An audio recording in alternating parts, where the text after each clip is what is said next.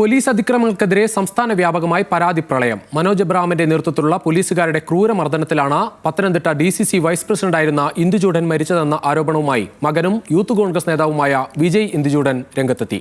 Adoor SI Anoop ചന്ദ്രൻ ക്രൂരമായി മർദ്ദിച്ചുവെന്നായിരുന്നു retired bank ഉദ്യോഗസ്ഥന്റെ ആരോപണം. സേനയ്ക്ക് നാണക്കേടുണ്ടാക്കുന്ന ചില പോലീസുകാരുണ്ടെന്നും അവരെയെല്ലാം കൈകാര്യം ചെയ്യാൻ പോവുകയാണെന്നും മന്ത്രി V ശിവൻകുട്ടി പ്രതികരിച്ചു.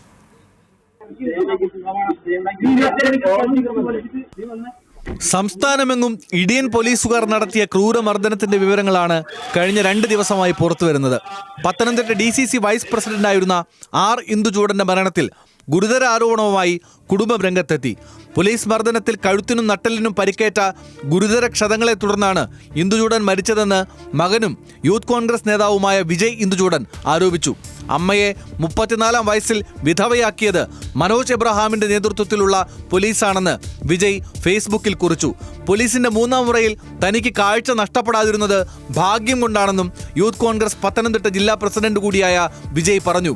അടൂർ SI ആയിരുന്ന അനൂപ് ചന്ദ്രനെതിരെ റിട്ടയർഡ് ബാങ്ക് ഉദ്യോഗസ്ഥനായ ബാബുവാണ് പരാതിയുമായി രംഗത്തെത്തിയത്.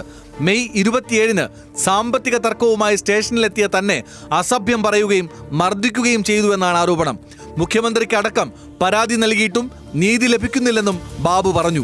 അത് എൻ്റെ സമുദായത്തെയും എന്നെയും വ്യക്തിപരമായും ഈ ജോലി സംബന്ധമായ ബാങ്കിനെ അടക്കം അധിക്ഷേപിച്ചിട്ടാണ് എന്നെ പോലുള്ള ഒരാളെ ഈ ഇവിടെ ഭൂമി പോലും വെച്ചേക്കാൻ പാടില്ല എന്നുള്ള തരത്തിൽ അദ്ദേഹം വന്ന് ഉപദ്രവിക്കുകയായിരുന്നു. കാലിൽ വളരെ നികൃഷ്ടമായി അദ്ദേഹത്തിന്റെ കനത്ത ബൂട്ടിട്ട് എൻ്റെ കാലിന്റെ പാദത്തിന് മുകളിൽ ചവിട്ടുകയായിരുന്നു ചെയ്തത്. വലത്തെ കാലുകൊണ്ട് വളരെ ശക്തമായിട്ടുള്ള ചവിട്ടുകയാണ്. പോലീസ് ലാത്തിച്ചാർജിൽ ഇടുക്കി തൊടുപുഴയിൽ യൂത്ത് കോൺഗ്രസ് നേതാവിന് കണ്ണിന് പരിക്കേറ്റ സംഭവത്തിൽ നടപടിയെടുക്കണമെന്ന പോലീസ് കംപ്ലയിന്റ്സ് അതോറിറ്റിയുടെ ഉത്തരവ് ഉദ്യോഗസ്ഥർ ചേർന്ന് അട്ടിമറിച്ചുവെന്ന ആരോപണവും ഉയർന്നു. 2022 ജൂൺ 14-നാണ് സമരത്തിനിടെയുണ്ടായ ലാത്തിച്ചാർജിൽ തൊടുപുഴ നിയോജക മണ്ഡലം പ്രസിഡന്റ് ബിലാൽ സമദിന്റെ കണ്ണിന് ഗുരുതരമായി പരിക്കേറ്റത്. കുറ്റക്കാരനായിട്ടുള്ള അജിൻ DD എന്ന് പറയുന്ന പോലീസുകാരനെതിരെ കർശന നടപടിയെടുക്കണമെന്ന് ആവശ്യപ്പെട്ടുകൊണ്ട് പോലീസ് കംപ്ലയിന്റ്സ് അതോറിറ്റിയുടെ ഓർഡർ കഴിഞ്ഞ മാർച്ച് മാസം 20-ാം തീയതി ഇറങ്ങിയതാണ്. അപ്പോൾ 5 മാസത്തോളം കഴിഞ്ഞു. പക്ഷെ ഇതുവരെ ഒരു നടപടിയും സ്വീകരിച്ചിട്ടില്ല. ഇയാൾക്കെതിരെ 1 മാസത്തിനുള്ളിൽ നടപടി സ്വീകരിക്കണമെന്ന് ആവശ്യപ്പെട്ടാണ് ഈ ഓർഡർ ഉള്ളത്. പക്ഷെ 5 മാസം കഴിഞ്ഞു, എന്നിട്ടും ഒരു തരത്തിലുമുള്ള നടപടി എടുത്തിട്ടില്ല. സേനയ്ക്ക് തന്നെ നാണക്കേടുണ്ടാക്കുന്ന ഉദ്യോഗസ്ഥരെ എല്ലാം സർക്കാർ കൈകാര്യം ചെയ്യാൻ പോവുകയാണെന്നായിരുന്നു മന്ത്രി V ശിവൻകുട്ടിയുടെ പ്രതികരണം.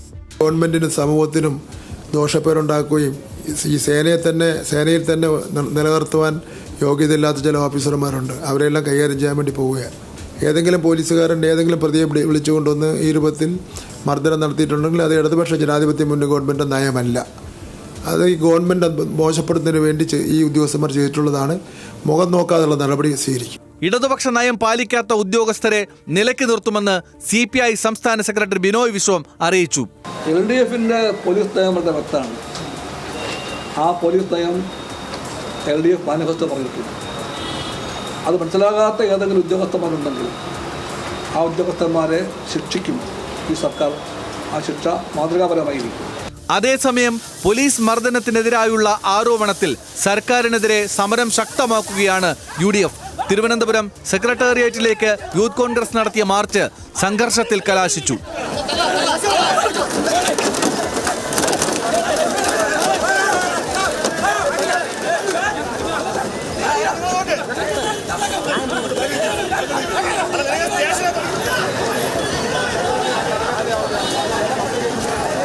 കൊല്ലത്തും പാലക്കാടും മാർച്ച് സംഘർഷത്തിലേക്ക് നീങ്ങി. കൊല്ലത്ത് പോലീസിന് നേരെ പ്രവർത്തകർ മുട്ടയെറിഞ്ഞു. യുവജന സംഘടനകളുടെ പ്രതിഷേധങ്ങൾക്കപ്പുറത്തേക്ക് സംസ്ഥാന വ്യാപകമായി പോലീസ് സ്റ്റേഷനുകൾക്ക് മുന്നിൽ കോൺഗ്രസ് പ്രതിഷേധ സദസ്സ് നടത്തും. മുഖ്യമന്ത്രി പോലീസിന്റെ അതിക്രമങ്ങളെ ന്യായീകരിക്കുകയാണെന്ന് KPCC പ്രസിഡന്റ് സണ്ണി ജോസഫ് കുറ്റപ്പെടുത്തി. മുഖ്യമന്ത്രി പോലീസിന്റെ അതിക്രമങ്ങളെ ന്യായീകരിക്കുകയാണ്. പാർട്ടി പോലീസിനെ പൂർണ്ണമായിട്ടും വരുതിയിൽ നിർത്താൻ ആഗ്രഹിക്കുകയാണ്. വരുതിയിൽ ആരെങ്കിലും നിൽക്കുന്നില്ല, നിയമപരമായിട്ട് ആരെങ്കിലും പ്രവർത്തിക്കുന്നുവെങ്കിൽ അവരെ ആക്രമിക്കുകയാണ് മാർക്സിസ്റ്റുകാർ.